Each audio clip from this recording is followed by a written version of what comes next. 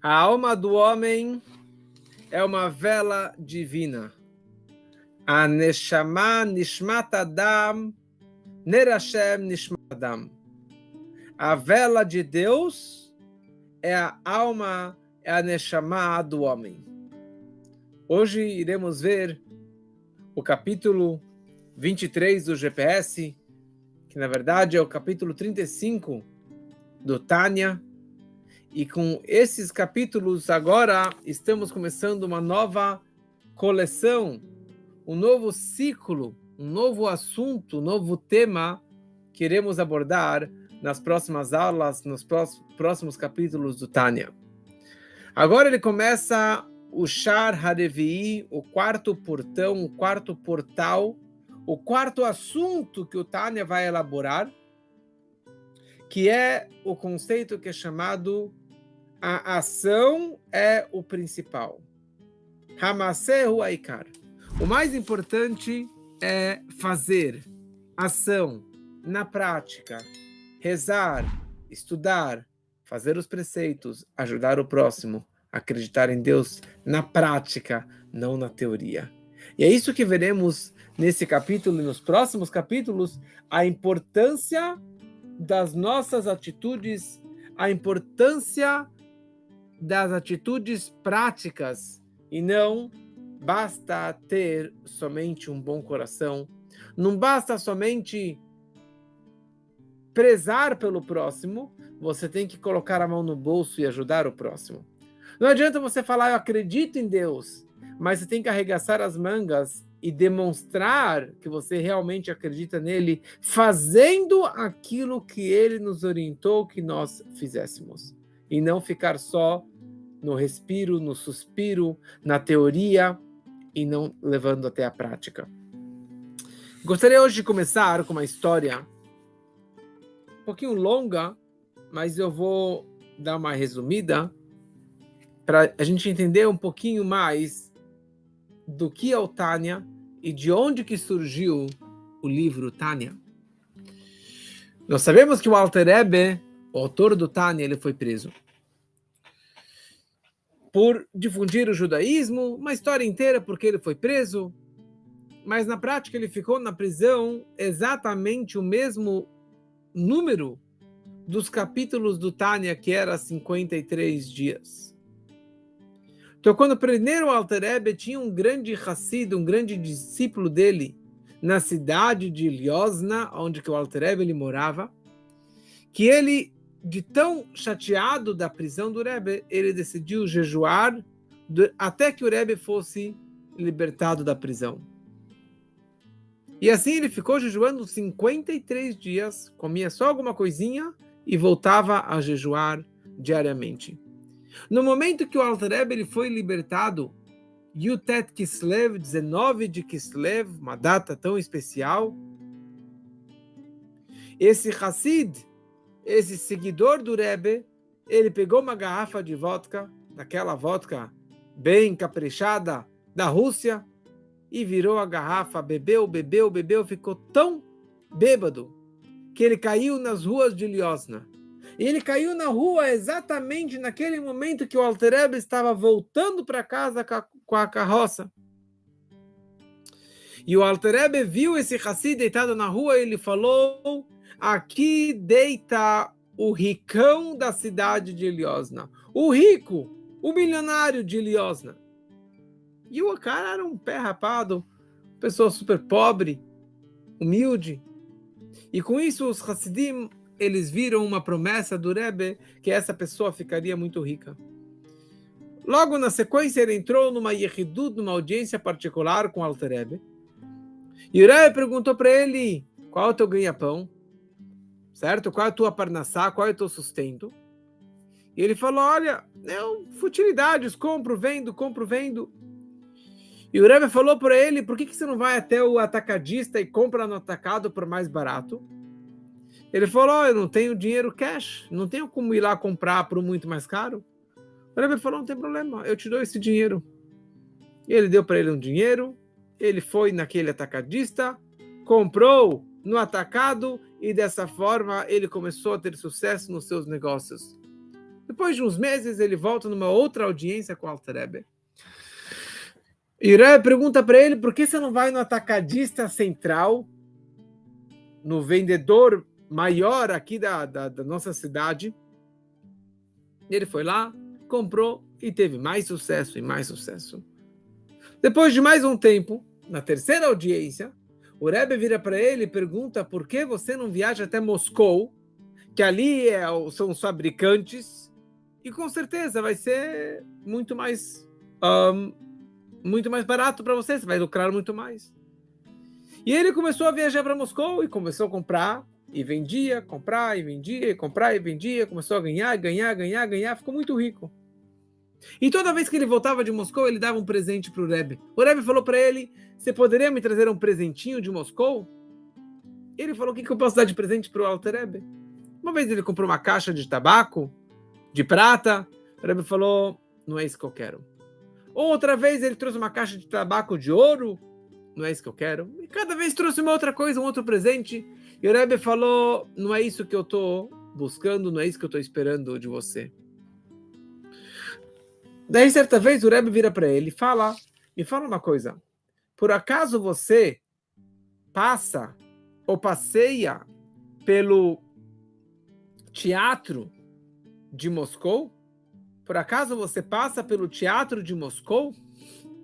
E, para quem não sabe, um Hassid conectado com o Rebbe não frequenta teatros e cinemas e assim por diante. Mas, sendo que o Rebbe perguntou, então ele falou, ok, então próxima vez eu vou dar um pulo no teatro lá de Moscou. Ele foi com seu anfitrião, ele senta no teatro, nem sabia qual era o teatro que estava apresentando naquele dia, só que ele entrou no teatro com um livrinho, com um Likut.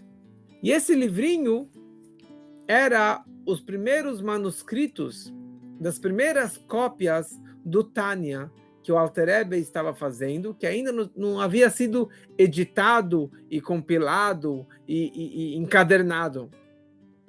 E ele ficou lá no Moscou, lá no teatro. Quando apagaram as luzes, ele abaixou a cabeça e adormeceu. E começou a roncar, e dormiu. Quando acabou o espetáculo, todo mundo foi embora. E o nosso amigo ficou lá, deitado, adormecido, no meio do teatro. De repente chega o funcionário lá, o faxineiro do teatro, e ele veio para esse homem e falou, desculpa, mas Rebbe, judeu, tá tarde, já acabou o teatro, eu quero fechar as portas. Ah, desculpa, eu estava dormindo aqui, adormeci, desculpa. Daí o faxineiro vira para o Hassid e fala, o que você estava lendo aí? Falou, não, só uns manuscritos. Falou, não, mas eu também sou um Hassid, eu também sou um judeu. E posso dar uma olhada? Falou, ok. Ele começou a dar uma olhada naqueles manuscritos, que era o Tânia. E ele falou, você fica aqui em Moscou por mais quanto tempo? Ele falou, vou ficar aqui mais alguns dias. Falou, você pode me emprestar até você ir embora? Falou, tá bom. E o homem, o faxineiro do teatro de Moscou, ficou com aqueles manuscritos por alguns dias. E daí ele devolveu para ele. E quando ele devolveu, o faxineiro falou para ele a seguinte frase. Sefer Hashuv Hu. Esse livro é um livro muito importante. Esse livro é um livro muito especial. Tá bom? Ele não entendeu, pegou os manuscritos, volta para o Alter Rebbe, ele se encontra no Alter Rebbe, ele fala, e aí, como que foi no teatro? Ele falou, encontrei quem era aquele homem, como que ele aparentava, como que era o rosto dele, qual roupa que ele estava vestindo, o que ele falou?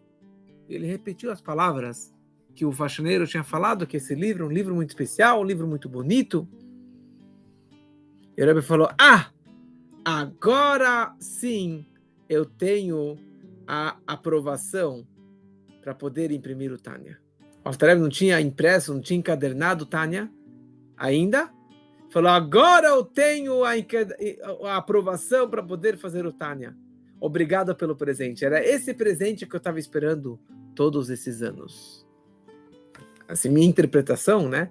O Alter Rebbe abençoou para que ele ganhasse dinheiro, para que ele viajasse para Moscou, para que ele pudesse chegar no teatro, para poder ter a aprovação daquele homem.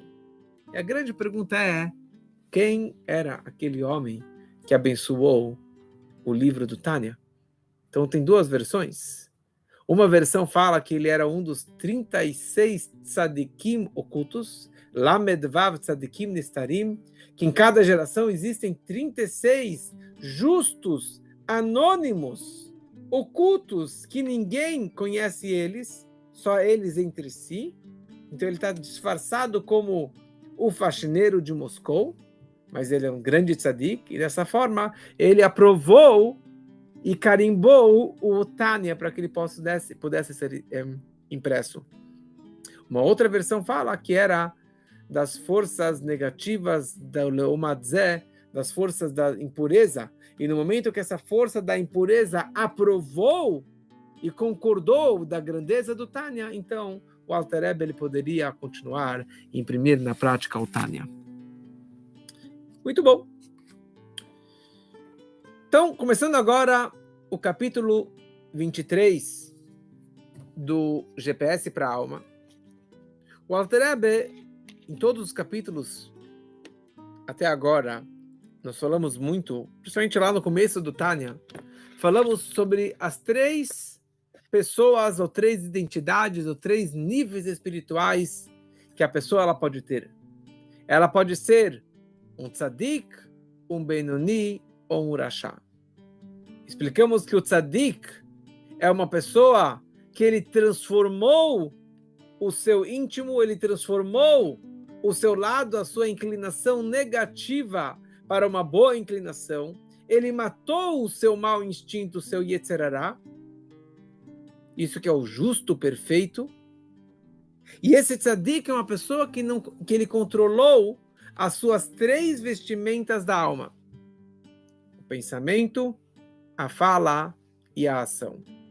Ou seja, não somente que ele não faz nada de ruim, ele não fala nada errado, ele nem pensa, nem cogita em fazer algo contra o próximo, contra Deus, falar uma besteira e assim por diante. O perverso, nós sabemos que é a pessoa que peca, que transgride, mesmo que seja de vez em quando, mas se ele acaba transgredindo, ele é chamado de pecador, de rachá, como já explicamos isso lá para trás. Quem seria o Benoni? O Benoni é o intermediário. O intermediário é aquela pessoa que ele ainda tem o seu mau instinto, o lado negativo dentro de si, o seu Yetzer Hará, o seu mal interno, no seu intelecto, nas suas emoções, no seu pensamento e no seu coração.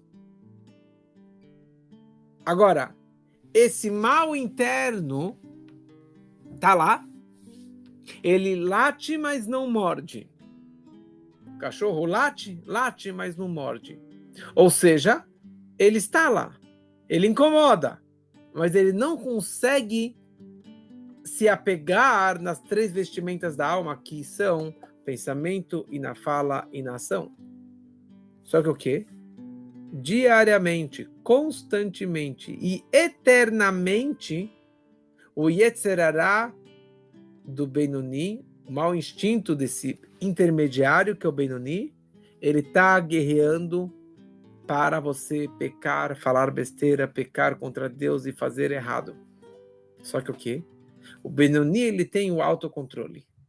Ele tem o controle total e absoluto do seu mal. Ele não vai fazer nada de errado, não vai falar nada de errado e não vai nem pensar nada de errado. Ou seja, ele cogita, mas ele consegue bloquear o seu lado negativo. Diferente do tzadik. O tzadik nem cogita, nem pensa. Mas este aqui, ele pensa em fazer algo de errado, e daí ele morde a língua, e ele acaba não expressando aquilo que ele queria falar. Então, baseado nisso, agora, se você não entende direito ainda o conceito do Benoni, você pode voltar aulas atrás e acompanhar e fazer uma revisão de quem que é realmente a vida do Benoni. Mas vamos agora ver mais uma faceta da vida do Benoni. O Benoni é uma pessoa que tem uma vida muito difícil. É uma pessoa que o tempo todo está numa batalha. E aparentemente é uma batalha inútil.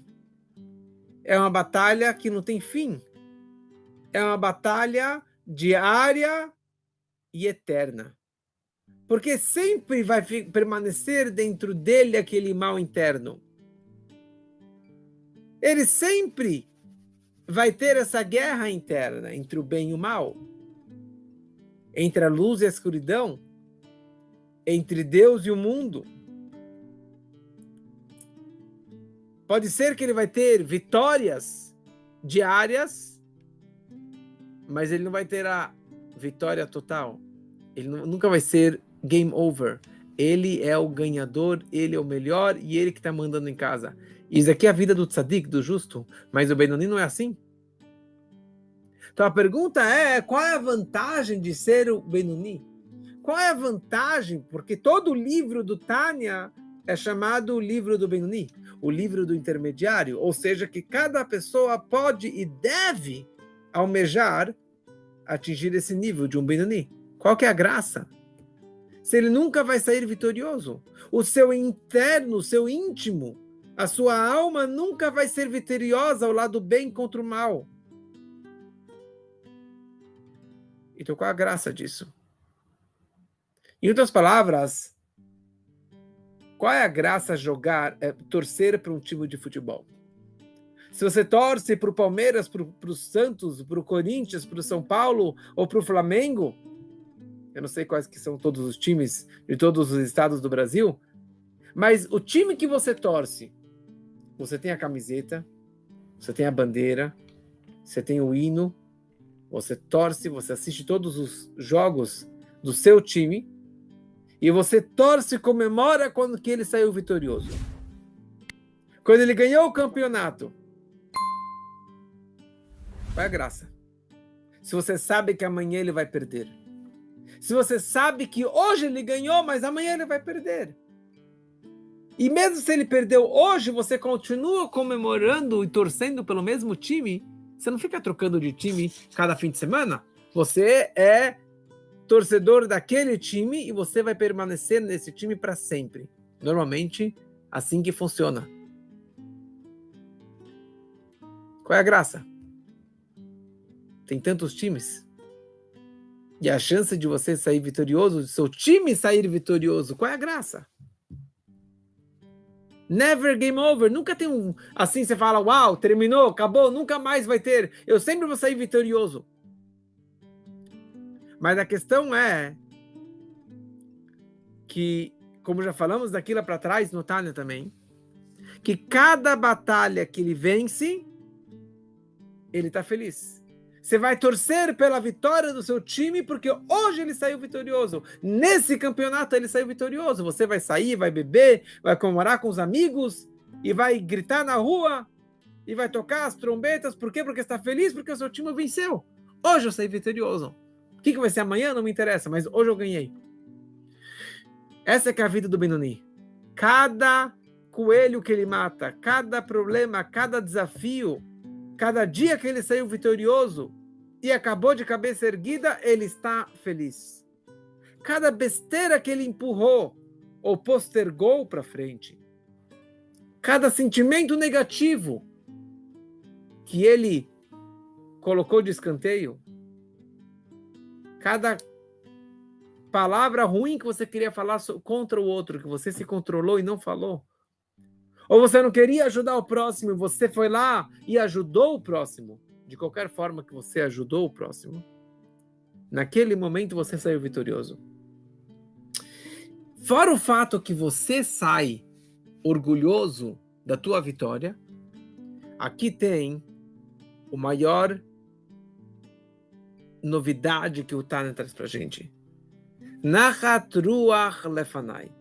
Você desperta um prazer enorme para Deus. Um naches, uma alegria, uma satisfação indescritível para o Criador do mundo. Naquele momento que você não queria ajudar o próximo, você ajudou. Você não queria rezar e você rezou. Você não queria estudar a Torá e você estudou. Você queria bater, xingar o outro e você não fez. Naquele momento, você criou um show de fogo de artifício lá nos céus. Deus está pulando de alegria. Está cheio de satisfação e prazer daquele ato que você fez. Você acha que você movimentou uma pedrinha, mas lá em cima você movimentou o céu todo e causou uma alegria enorme para Deus. Então essa é uma primeira resposta. Só que isso desperta uma nova pergunta. Se nós temos a alma divina e a alma animal, cada judeu ele tem a alma divina e a alma animal. Nefesh Elokit, Nefesh Abamit. Yetzer Tov, Yetzer Hara, o bom instinto e mau instinto. E nós temos essa batalha. A pergunta é por que uma batalha? Por que há uma guerra entre os dois? Como que muitos dizem, na sinagoga eu sou judeu e na rua eu sou um goi. Na sinagoga, quando estou rezando, eu estou expressando a minha divindade, a minha alma divina, mas na rua eu me comporto como qualquer pessoa. Por que precisa ter atrito entre a alma divina e a alma animal? Por que precisa um cutucar o outro? Seja judeu na hora que você está no Shabbat, na sinagoga, rezando, no Pesach, no Rosh Hashanah, no Yom Kippur. Mas quando você está na rua, na feira, no trabalho, no dia a dia, deixa que a minha alma animal, na hora que eu estou comendo, trabalhando, ganhando dinheiro, deixa eu ser quem eu sou. E por que precisa ter essa batalha entre os dois times? Ou, em outras palavras, por que precisa haver campeonatos entre dois times distintos? Cada time tem lá vários jogadores que eles façam seus campeonatos internos. O Corinthians jogue contra o próprio Corinthians. E o Palmeiras contra o próprio Palmeiras. E cada time entre si. Por que tem que ter um atrito entre os times? Qual é a graça? Para entendermos isso, precisamos entender aqui outras questões para respondermos essas perguntas. E aqui o Alter Rebbe ele começa a se aprofundar em qual é o objetivo da criação do mundo. Por que Deus teve que criar o mundo? O que nós vamos ganhar com a criação do mundo e que ele, Deus, o Criador, vai ganhar com a criação do mundo.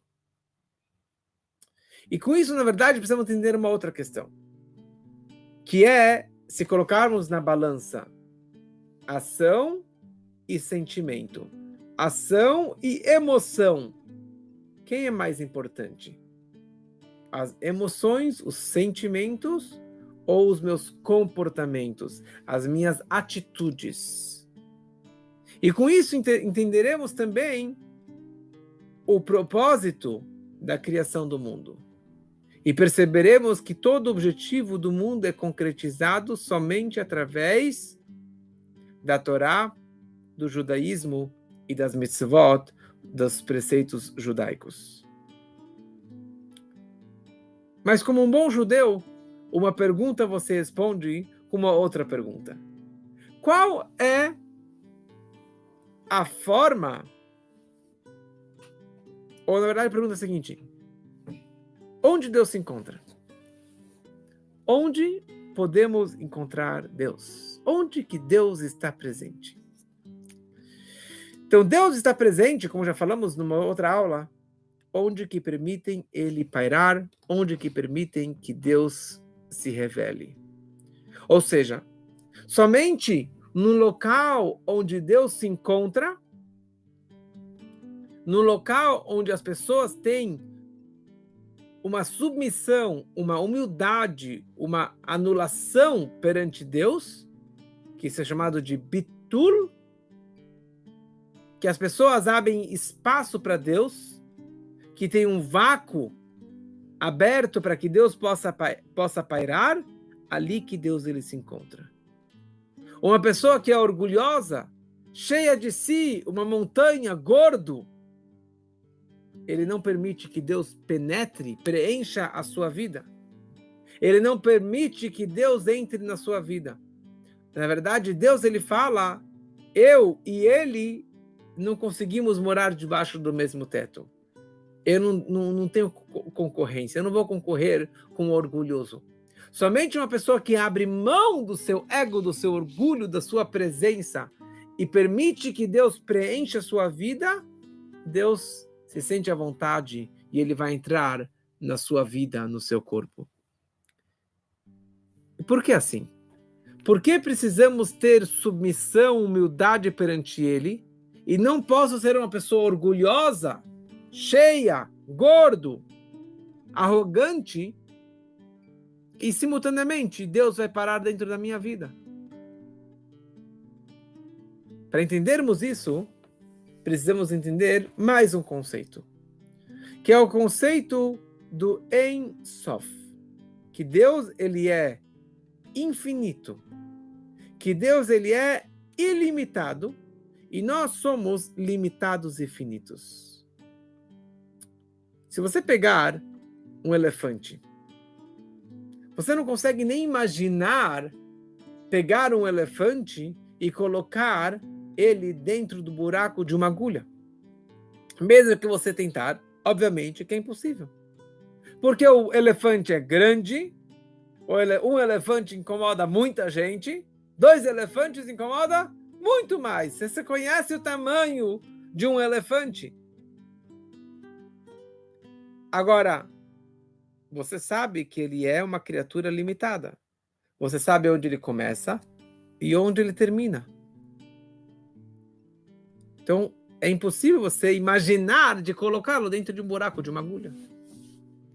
Agora, se eu estou me referindo a Deus, Or Ein Sof, a luz infinita de Deus. Quando eu falo que Deus ele é infinito, significa que ele é ilimitado, que ele não tem nem começo, nem meio e nem fim. Então ele é impossível de pairar e de se limitar dentro de um local limitado e finito. Se o elefante, que eu sei o tamanho dele, não consegue entrar no buraco de uma agulha, quanto mais algo infinito não consegue entrar dentro de um buraco de uma agulha. Não consegue entrar dentro de um pergaminho de uma mezuzá. Eu estou limitando a Deus. Deus é infinito. Como que eu falo que um pergaminho de uma mezuzá representa Deus? Ou está conectando com Deus? Eu estou limitando a Deus. Então, qual é a forma que uma pessoa, um ser humano, um judeu, ele consegue se conectar com Deus? A única forma da pessoa se conectar verdadeiramente, se apegar a Deus, é no momento que ele se desapega da alma animal, do seu corpo e da matéria. Quando o meu foco principal é a minha alma divina, o infinito que está dentro de mim, ou a luz infinita de Deus, daí eu consigo ser um recipiente, um receptáculo para absorver e receber Deus dentro da minha vida. Para eu poder me conectar com algo infinito, eu preciso usar ferramentas infinitas. Eu não posso usar ferramentas limitadas.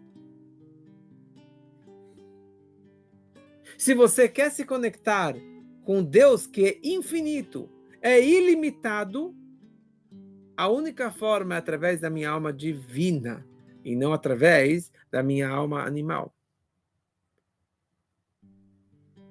Mais profundo, mais a fundo, explica o Alter Rebbe o seguinte: mesmo quando uma pessoa ela vai na sinagoga, ela reza, ele coloca tefilim, ele coloca tzedakah, ele se conecta com Deus, ele tem uma fé em Deus.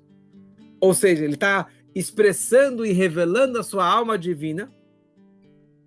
Pode ser que ele ainda não tenha o suficiente submissão, humildade, um espaço vazio para que Deus preencha a sua vida.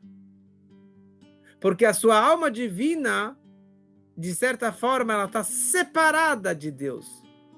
Porque é o meu sentimento. Eu, vírgula, amo Deus.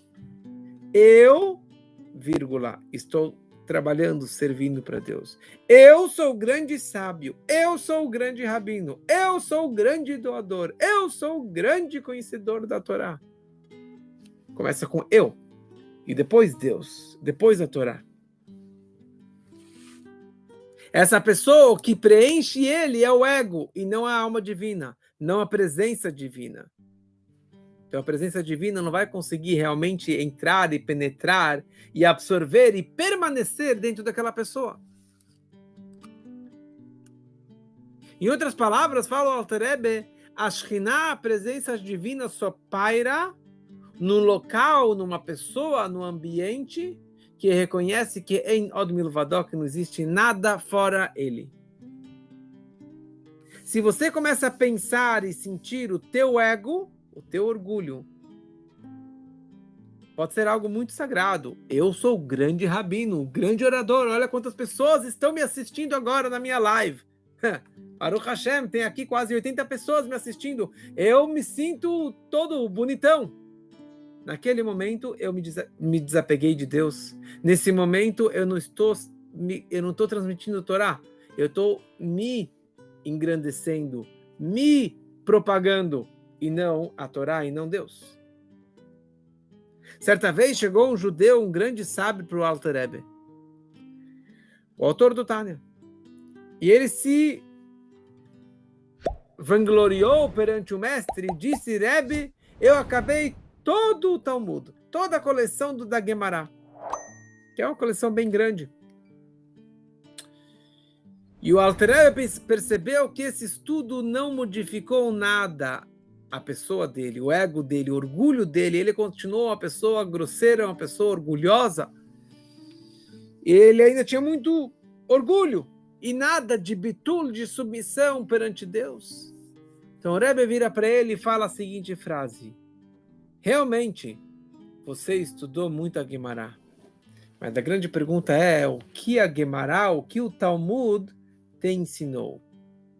O que isso te ensinou?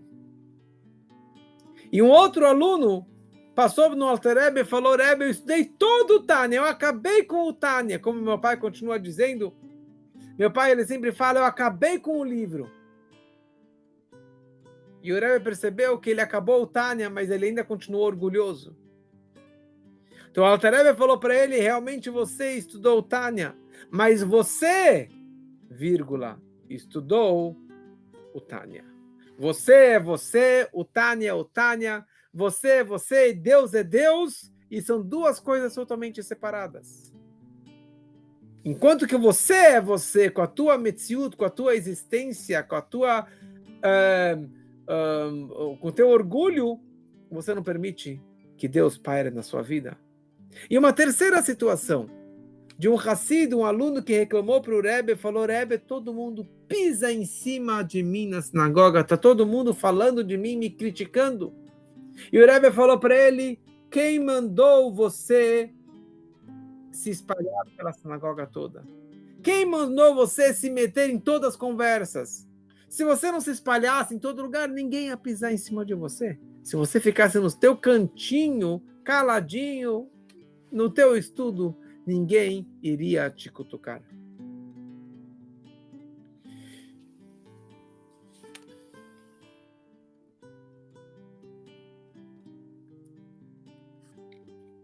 Certa vez, chega num Beit Chabad, numa sinagoga na Índia, que ali tem várias sinagogas para os israelenses, mochileiros perdidos, centenas e milhares de israelenses que após o trabalho, o serviço na Tzavá, no exército de Israel, eles vão girar pela Índia, pelo Brasil, pelo mundo todo para esfriar a cabeça.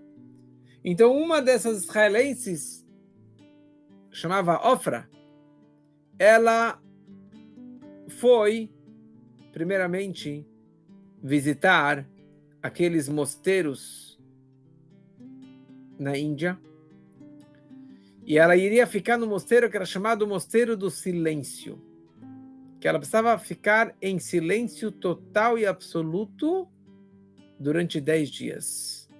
E dessa forma iria chegar a uma anulação, a uma submissão, a uma tranquilidade.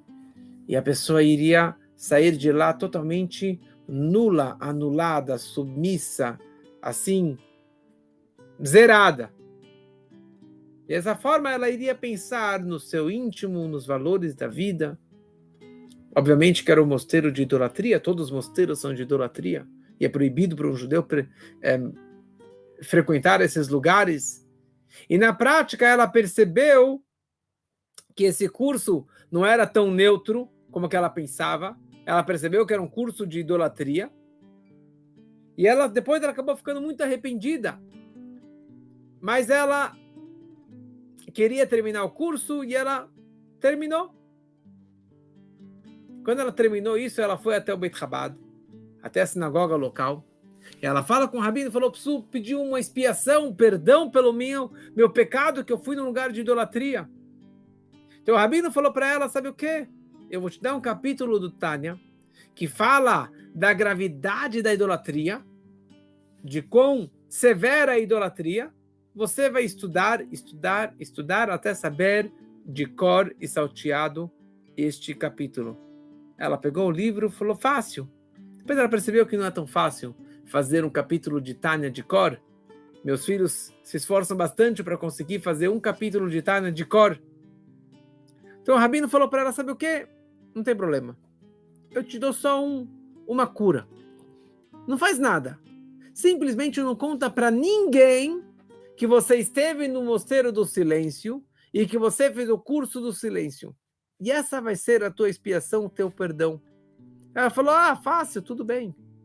Mas depois de algumas horas ela volta chorando para a sinagoga, para o rabino, e ela fala: é impossível eu não contar para minhas amigas que eu fiquei lá no mosteiro em silêncio e eu cheguei numa grande anulação, numa grande submissão.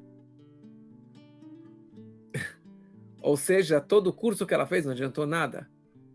Ela queria contar que ela se superou, e ela fez o curso, e ela se anulou, e ela teve essa submissão. Era tudo, na verdade, para inflar o seu ego, e não para diminuir o seu ego. Qual é a maior submissão, ou anulação, ou humildade que a pessoa ela pode atingir? Como atingir um bitul, esse verdadeiro bitul, essa verdadeira humildade e submissão perante Deus? Como falamos antes, a alma do homem é uma vela divina. Ner Adam, Ner Hashem Nishmat Adam. O homem, ele é comparado com uma vela. Uma vela tem a cera, o azeite, o pavio e a chama. A chama, o fogo, representa a Shekhinah, a presença divina que paira dentro de nós.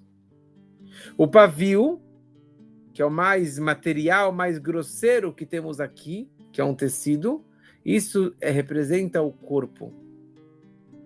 O pavio, ele é grosso, ele é material que nem o corpo.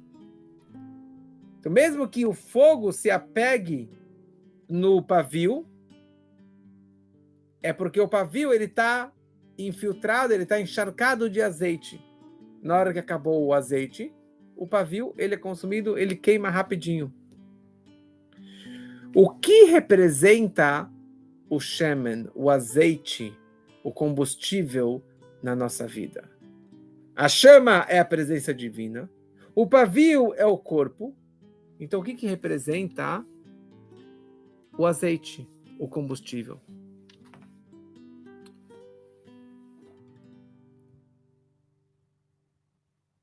Então, poderíamos pensar que o azeite representa a alma. Da mesma forma que a alma ela é pura e refinada, e o azeite permite que a vela fique acesa durante tanto tempo, assim também a alma ela permeia e penetra e se infiltra no corpo e na minha vida, em tudo, E isso que permite que a presença divina possa pairar na minha vida. Mas só a alma não basta, porque a alma não é um combustível. A única coisa que pode representar esse azeite são as mitzvot, as minhas boas ações.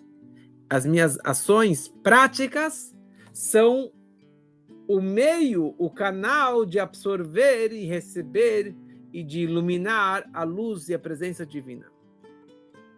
Ou seja, o que representa mais o azeite? O que se queima mais? O que é mais submisso, humilde, bater perante Deus? A Neshama, a alma judaica, ou as minhas boas ações? Porque, por um lado, eu poderia pensar que a Neshama representa isso. Mas a Neshama não representa essa submissão, não representa esse combustível, esse azeite. Porque a alma, por mais elevada que ela seja, por mais sagrada que ela seja, por maior tzadik que ele seja, ele ainda é uma pessoa. Ele ainda tem o seu ego, o seu orgulho e a sua personalidade. Yesh mi sheohev. Tem alguém quem ama a Deus. Ele nunca deixou de ser alguém. Então, ele não pode ser um combustível, um azeite que tem essa humildade, essa submissão, essa anulação total e absoluta perante Deus.